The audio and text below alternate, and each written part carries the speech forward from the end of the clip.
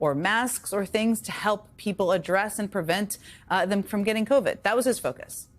He also signed a giant bill into law that addressed the country's infrastructure needs, something way overdue. Remember the infrastructure week that was in Trump's first term, seemingly every week? Well, Joe Biden actually did it. And then he passed another law that tackled inflation and the climate crisis. He was trying to answer questions, trying to address the COVID crisis, but also address problems he had long wanted to solve. Outdated infrastructure in our country, the need to do more for the climate. Those were clear questions. That's what they were trying to do. In every case, and more cases than those, presidents identified problems that were impacting huge, broad swaths of the country. And then they worked with Congress to try to solve them.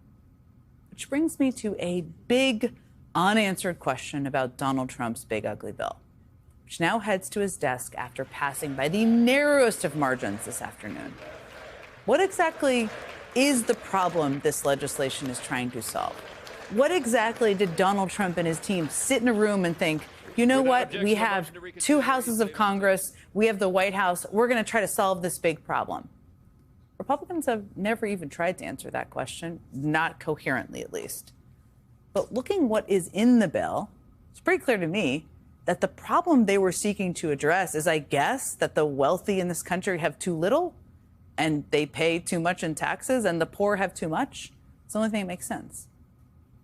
And yeah, that question and focusing your big legislative priorities on answering that question is completely at odds with the often repeated theory that Donald Trump is somehow a champion of working people. I mean, we have all, probably everybody watching right now, I definitely do, have all long known that this is a farce. But now, with his signature legislation headed to his desk, there should be no doubt. Trump is no populist. A populist doesn't kick 17 million people off their health care coverage. Populist doesn't take food stamps away from millions of people. Populist doesn't fund a massive immigration enforcement army with a budget bigger than many of the world's militaries. And a populist definitely doesn't do all of that while also giving over $4 trillion in tax cuts to corporations and the wealthiest people in the entire country. This is Donald Trump's signature piece of legislation. It's the chance he had, as president, to solve a problem in this country at a time when, by the way, real problems need a lot of solving. Many people who voted for him were betting he was going to do something to help them. And yet those are the people who voted for him, who sent him to the Oval Office, many of whom will be hit the hardest by this legislation. I mean, Trump made huge electoral gains in counties with lots of voters on Medicaid, probably in part because he explicitly pledged never to cut Medicaid. Well, he just broke that promise to all those voters. And some of them don't even know it yet. Some of them still have no idea what Trump and Republicans in Congress have just done. Polling shows that many Americans have not even heard about this giant bill at all. And of those who have, only a sliver know it includes Medicaid cuts. And that is definitely a challenge for Democrats. And we're going to talk about that with a few of my guests tonight, because it kind of is the question now. But here's the thing. The more people learn about what is in this bill, the less they like the bill and all the components of it. And the people who do know what is in the bill are pissed. In Danville today, people voiced their frustration with President Donald Trump's One Big Beautiful Bill. Save Medicaid! Loud and clear across the street from their congressman's office. Dozens gathered outside Representative David Vallejo's office. Their message to the congressman: vote no on what the protesters call deadly cuts to health care. Protesters tonight on Dodge Street pleading for Nebraska's representatives to have a change of heart. Frustration mounts as a massive federal budget bill hits the House floor. In congressional districts all across Georgia Tuesday, constituents demonstrated against President Trump's spending bill. The organization of Monday's Stop the Billionaire Giveaway Bus Tour says those in favor of this bill aren't looking at its harmful effects to the greater population, such as Medicaid restrictions, food assistance, and rollback tax credits on clean energy. Everything you just saw, that package of protests across the country from all over the place, is just from the past 3 days. And there were more. Protesters showed up in Tucson outside the office of Republican Congressman Juan Kiscomani and outside Republican Congresswoman Young Kim's office in Anaheim. In Staten Island, protesters held what they called a die-in, that's what they called it, outside the offices of Republican Congresswoman Nicole Malliotakis. They brought homemade tombstones representing the lives impacted by Trump's big, ugly bill. And the protests are only gaining steam. Tomorrow, there are more than 200 Free America protests planned across the country. Organizers say those protests will be focused on freeing the U.S. from billionaires' power, poverty, unlawful orders, and the politics of fear. And those protesters understand how important it is to bring the ugliness of this bill into the light of day. That is the focus now. What we are seeing now is the beginning, just the beginning, of an effort to make sure every Republican who voted for this owns that vote. And it's not going to take one speech, even a good one, or one protest. It's not going to happen in one day or 1 week or even 1 month. That effort will need to be absolutely relentless and specifically tied to the impact this bill has on the people those Republicans represent.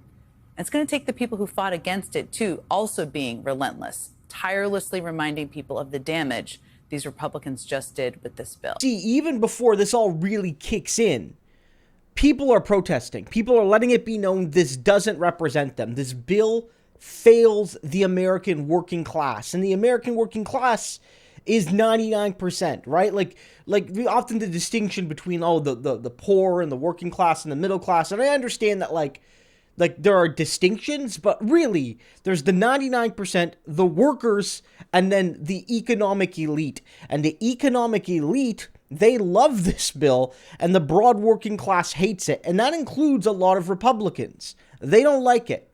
And what's happening is that people are starting to realize it. But what's going to be very interesting is legal challenges that have left judges in a shocking position. Joining me now is Democratic Congressman Richie Torres of New York. His district stands to be one of the hardest hit by the big, ugly bill that Republicans just passed. It's good to see you. And I know you've been talking about this relentlessly, but I think it's so important for people to understand how this will impact people. As I understand it, 67% of your constituents are enrolled in Medicaid. That is one of the largest percentages of any congressional district in the country. The other one that's about as large is David Valadao out in California. Talk to me a little bit about this bill's now passed today. How is that going to affect both of your districts? I mean, I represent the Bronx, which is ground zero for racially concentrated poverty. 67% of my residents are enrolled in Medicaid. 1/3 of my residents are enrolled in SNAP. Just about every hospital in my district is in the red or teetering on the brink and depends fundamentally on Medicaid. And so the Republican reconciliation bill is a catastrophe. You know, when America sneezes, the Bronx gets the flu, and the Bronx is going to be the hardest hit by the $1 trillion cut to Medicaid and the $300 billion cut to SNAP. But I have to say, it's galling for me to see Valadao vote for the bill. He's the only member of Congress who has a higher rate of Medicaid enrollment than I do. And for him to vote to defund by $1 trillion a program that enrolls 2/3 of his own constituents, to me, is the ultimate betrayal. Like, he has no business being in Congress. I barely know the man, but I'm appalled by his behavior. It is appalling. You fought like hell to prevent this from passing, as did many, many of your colleagues. The question I often get is, like, what can be done? What can be done about all of these people who are going to lose access? Is the answer vote people out in 1.5 years, or is there anything that can be done before then? We need to hold the so-called moderate Republicans accountable in states like New York. Like, we have to ask them, where do your loyalties lie? Do your loyalties lie with the American people, or does it lie with Donald Trump? And consistently, these so-called moderates have chosen Donald Trump over the American people, and we should hold them accountable, and we should drive them out of power. And we need to desperately win back the House in 2026. I'm all in for Hakeem Jeffries Project 2026, because we have to reverse these cuts. This is a catastrophe for America. It affects everything: food, health care, everything, education. Well, we just played kind of a bit from every hour of Jeffries. I thought it was very powerful. It brought the bill to be voted. It didn't prevent the bill from passing. How important was him doing that to the caucus? Look, it just sends a powerful message that we're not going to stand by idly and allow Donald Trump to decimate the social safety net for working people. And I thought his speech was powerful. You know, he spoke about the Declaration of Independence, which is an indictment of tyranny. It's an indictment of an out-of-control king. And Donald Trump thinks that he's a king and that we are his subjects. And Leader Jeffries sent a powerful message that we're not his subjects. America's a democracy, and we're citizens who are able and willing and ready to fight for it. One of the challenges I think every Democrat and everybody who's against this bill is going to deal with is what I'm just going to call the era of gaslighting that we've fully entered. And I want to play you something that House Majority Leader Steve Scalise said during the debate over the bill this morning, because it is a very good example of that. If you're disabled on Medicaid right now, you've been crowded out of those programs by people turning down work. Able-bodied people, 35-year-olds sitting at home playing video games.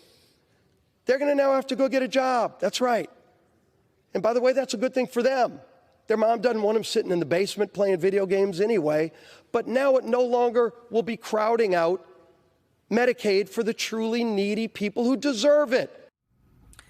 We're not trying to, platform Steve Scalise. It's like important for people to hear what the argument is going to be, because we're going to hear that over and over and over and over again. You know how this impacts people given your district. What is the best pushback, an argument against that for people to use? The truth, the so-called big, beautiful bill is built on a lie, that there are masses of welfare kings and welfare kings who are simply sitting on their couches and playing video games and living off the system. That is a lie. The majority of people on SNAP and Medicaid are working people. And of those who are unemployed, most of them are students or caregivers or those who are homeless or those with temporary disabilities. The number of people who are able-bodied and simply refuse to work is vanishingly small. It's less than 1% of enrollees in both SNAP and Medicaid. The majority of people on SNAP are families with children, senior citizens, and those with disabilities. And in New York State, most of the Medicaid dollars are spent on the elderly and the disabled. The largest category of Medicaid enrollees are children. These are programs that almost exclusively benefit those in greatest need, and defunding these programs will weaken those in greatest need. Guys, mark my words, there's going to be legal challenges here, because standing matters, and some people are going to have a very good argument for standing. And usually when you go to court, you have to have, like, a law has to be broken, right? But also someone has to have, like, a reason to be aggrieved. You can't just sue as like, I disagree with this law. Generally, it's like affecting you, or it's affecting your state or your city or your business or your organization. And then you sue saying, I'm affected by this law and it's an unconstitutional law or it's an illegal thing or whatever, and I am suing. And some states have already indicated that some of the ways Trump's doing this are going to run afoul of the law. One of the examples was likely going to be the AI provision. Now, that's been taken out, but there are other provisions that are legally complicated. And I think hundreds of millions of Americans who are going to lose because of this bill are going to start asking themselves, is this fully legal? Especially when we talked about this last night. You might poo-poo this away as being silly. Trump gave away hats and t-shirts and stuff like that for votes, giving it to people so they would vote for this bill, saying, go to my pro shop and grab a shirt. That's bribery, guys. And that strikes me as a reason for a judge to step in.